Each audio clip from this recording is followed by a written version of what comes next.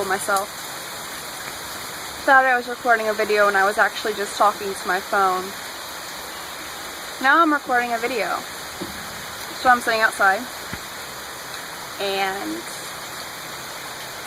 there are various cars passing by at various times. It's thundering, as you can hear. Raining. Came outside to play guitar, which is right here. And, well, now I'm stuck because either I can sit out here and wait until the rain stops and go back inside and get trampled on by dogs, or I can go inside now, get trampled on by dogs and ruin my guitar, or I can sit out here and wait for somebody to bring me an umbrella. But yeah, so I guess since I'm stuck and my camera quality is really nice right now, and it looks like there's dead things back there, yeah, since it's kind of fun talking to myself and I look decent today, why not just film a video diary vlog thing? So, I'll go over the events of my day. Woke up this morning, I was really tired. I had to go see Dr. Cooksey, and I was tired because I didn't sleep last night very well because I had an anxiety attack yesterday. I was kind of like self-loathing, kind of pity thing, and he thinks he's cool. And then, because I realized I had more money in my piggy bank than my entire family has in the actual bank, and it was like really kind of like a sad realization. And so then I kind of just was listening to music and something reminded me of like people that I lost that I don't want to mention and actually say names of. I don't like saying their names. And I hate the memories when they come back because I can't control them and they come back all of a sudden and I don't know what to do. So the memories came back and I was just kind of all sad and scared. And being already so emotionally unstable during such an emotional mental attack, like an anxiety attack, it was like my disorders had become legitimate people. Like they all had each individual personalities and they were all telling me like the weirdest things. Like Annie was just, you know, of course she was kind of the root cause of all this, you know, is an anxiety attack. So Annie was the one like who was telling me, you know, what I should be worried about, what I should be nervous about. Addie was constantly making me stay focused on what was making me sad instead of focusing on something different. And of course that was also where Bree comes in because I was perfectly fine that morning. I was playing with Malachi, watching Will and Grace. I laughed like a large black woman at nothing that wasn't even funny. So, you know, I didn't, and mainly I guess the people that were there very present was Addie, Annie, and Bree. I could hear Anna and Mia, but they were just, you know, kind of telling me like not to get out of bed and not eat or anything. Like Anna was telling me not to eat, but they were also telling me like get out of bed and do something, you know, be active. But I was so like mentally, there's a huge cobweb behind me. But I was so like mentally unstable in that moment, and I guess the root cause of it was kind of just thinking of the people that I lost, that continuing to think about them more and more was like, I don't know, it was kind of like it got to the point where I couldn't breathe. And that's what typically happens with my anxiety attacks when they're really bad. I can't breathe and I cry to the point where like I'm choking and like my heart was beating so fast I was having heart palpitations again, and I had, you know, dizzy, and I couldn't feel my legs. It was just the weirdest thing. I was curled up in a little tiny ball and I was so scared and so terrified, and it got to the point where I thought that these people were actually like telepathically, physically hurting me. Meaning that like I thought that somehow that they were like the cause of what was wrong, and it was like they were doing this to me even though they weren't there. I texted like a whole bunch of people like after sitting there for like an hour or two, or that's at least what it felt like. I texted Tony and I told him, I was like, you know, Tony, I really need you. And, you know, I didn't really expect him to text back. It's just kind of like what's been going on with him lately. I just kind of didn't, and I wasn't going to be mad if he didn't, but then I texted my ex-girlfriend and I told her, I was like, tell her to stop it. I'm not going to say her. I'm not going to say what her actual name is, but I was like, tell her to stop it. And then I actually texted her. I was like, stop it. You know, you're hurting me. And she was like, what? Excuse me? And I also texted Giselle, and I would read the text messages, but basically I guess the gist of it was what I just explained to you guys. And the first thing I said was like, tell them to stop hurting me. And finally I kind of just calmed down a little bit. I'm not sure what finally helped me calm down. I think it was just getting the actual text messages and the replies back, knowing that like I wasn't actually alone in that moment. Like, even though the people I was getting text messages back from I'm not really close to, and that they were actually, you know, probably against me, or I didn't really know what side they were on, it was still like, it was still kind of good to just get like the message back and know that like I wasn't alone in that moment. And it was, I don't know, it was just so crazy, honestly. Like, I've never had an anxiety attack that was that bad. Like, it just kind of like, I was listening to music and I was so scared. Like, every time I heard like Malachi move in his cage, or I heard like something move outside my window, or a family member walking through the hallway, I was like, don't come in here, stop it, please, stop it, don't do that, you're hurting me. And I was like, just, like whispering, yelling, and I was like so afraid that somebody would come into my room. So my mom had actually scared me earlier. I was listening to music, and that was when before this had started getting really bad. But she came in the room and she terrified me. Like, I don't like being touched if I don't know that you're there, and most of the time I don't care about it really. It's just, I was abnormally frustrated at being interrupted from just sitting there and like listening to music. Like, I was so mad that I was interrupted. And I was so, like, I was like, let me get back to what I'm doing, stop talking to me. Like, it was just so weird. And, God, it's just like, and I kept saying, like, they want me dead, like, they want to kill me. And I was, you know, I finally got to talk to one of my friends. I was like, they're trying to kill me, like, they want to kill me, they want me dead. And I mean, logically, I know now that I was just totally overreacting, but I couldn't control it.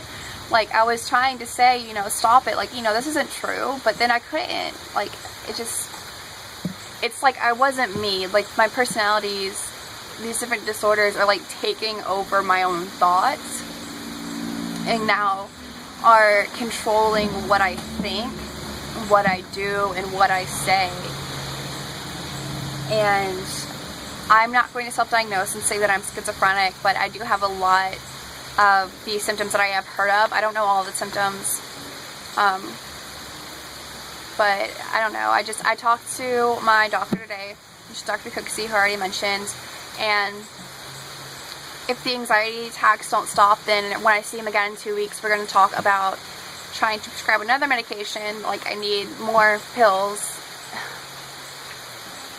I'm really scared because I still do go to school with one of the girls that I have lost as a friend, and that's kind of where the anxiety basically started, was being scared that I would have to be paired up on an assignment with her, and that she would just get really mad, and like what would happen, and just all these like trivial little bullshit things that it was like crazy. Like, I don't know, I just kind of,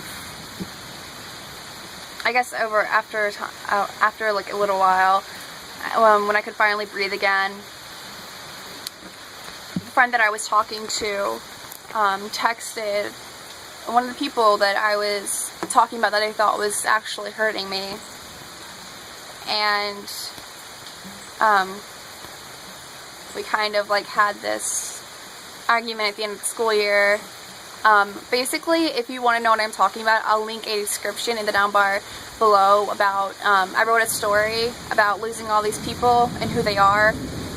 I do mention their names, but I mean, if you want to read it, you can. It'll explain what I'm talking about. But it was just so crazy, and she was like, you know, why would I do that? Why would I think that? And that she's not mad anymore, and that she still wants to be friends. And like, typically when things like that happen, like I cry and I'm so happy, but now I honestly didn't know what to think. Like, I didn't know what to say. I was like, that can't be true. You know, it's obviously, it's not her that said that. But like, I saw the actual text messages, like who else said it if she didn't?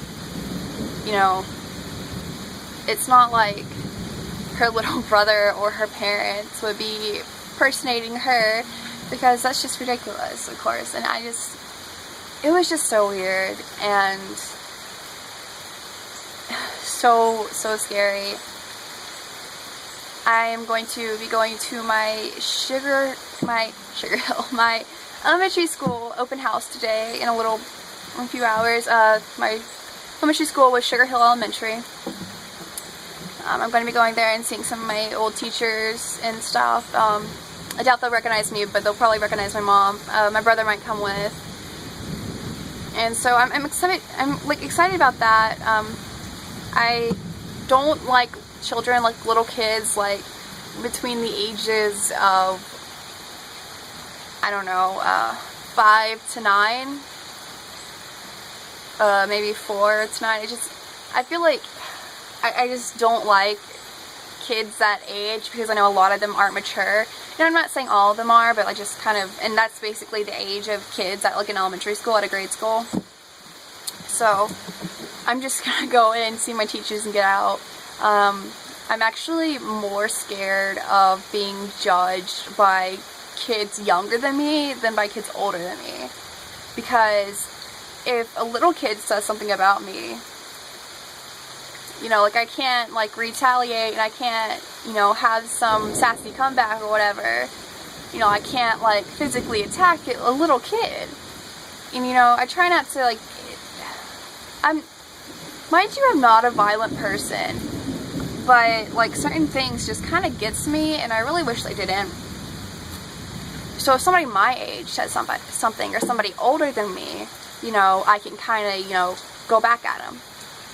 You know, it's not like I'm limited to what I can say or what I can do. But with a little kid, what am I gonna do? Go tell their mommy that their kid insulted me? No. So, I mean, I feel like people are always kind of judging me, and I know that's just absolute bullshit, because nobody, at the end of the day, nobody really cares. They're thinking about themselves. They're not thinking about you or your problems. They're thinking about what they're going to eat for dinner or something like that. I mean, people care about their own lives, and they care about the people's lives that they love. They don't care about strangers' lives.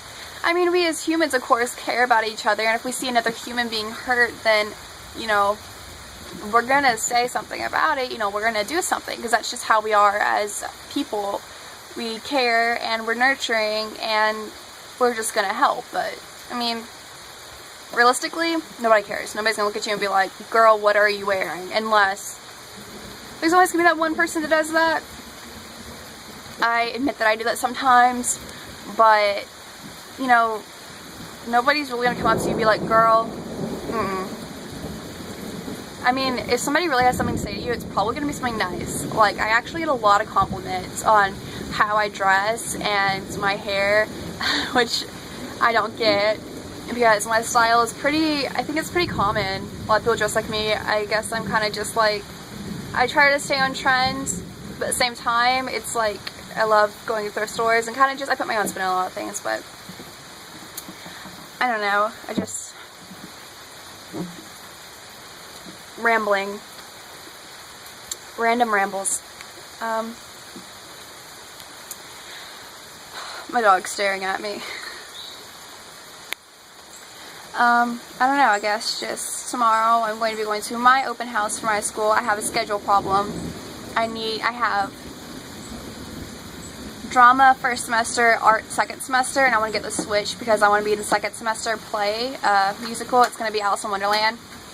I was one of the kids that begged for it, so I really want to be in it, even if I'm like not even a major role. I do want to be the Mad Hatter, but my voice isn't that great. My voice is coffee shop, not Broadway. But, you know, it's just something that I love to do. So, you know, I gotta fix that, and I'm so excited to see my friends, and, you know, a lot of them I've already seen recently, like, but I guess the person I'm excited to see the most would be Gavin, Tony, Philip. Larkin probably hates me. I don't know, maybe he doesn't. I wasn't really ever that too close to Larkin. I want to go back to school, and I want to see the guys. I haven't really seen any of them all summer at all, so I like to school, hang out with the guys, and, you know, just kind of get back together with people that I love, and okay. And see the girl that wanted to talk to me. Her little brother still goes to my school. He's going to be in 7th grade this year. And, well, I'm gonna go see her, and hopefully everything works out, and things are starting to look up and be better for me. Being in the hospital was a life-changing experience, and I've been trying so hard to move on, but it's like everything around me reminds me of the people that I used to have in my life that I don't have anymore. You know, I can just look around my room and look at one thing, and it just reminds me. And all the pictures, thousands and thousands of pictures on my laptop. I take lots of pictures because growing up, I didn't have too many really good memories. Looking back now, all I can remember is just the worst times, things that weren't good. So as I got older, I started trying to document every little thing, and it's both helped and hurt a lot. So I'm still trying to move on, and I'm trying to recover, and I'm trying to still figure out who my real friends are, and life isn't easy. It's really sucky, like really, and I guess it's not about waiting for the storm to pass, it's about learning to dance in the rain. Except if I go out there and dance in the rain, I'll be covered in mud in 2 seconds, and I'm not changing my clothes again. Other than that, I love to dance in the rain. But if I left my guitar here, the dogs would eat it. I'm rambling again, I'm sorry. Yeah, so I guess tomorrow I'm gonna see my therapist, Leah, and read conversations to her, because I'm not sure I could really explain it again too well. I don't really remember it all too much. I remember not being able to breathe, and that's about it. Besides the things I already said, of course. So, see therapists, see people I love, see the guys, see my friends, and I'm just gonna try and have a good rest of the summer. I go back on Monday. So this video is almost 20 minutes long, and I doubt YouTube will let me upload it. But bye, all you lovely lilies. You guys are so amazing, and thanks for watching. Bye.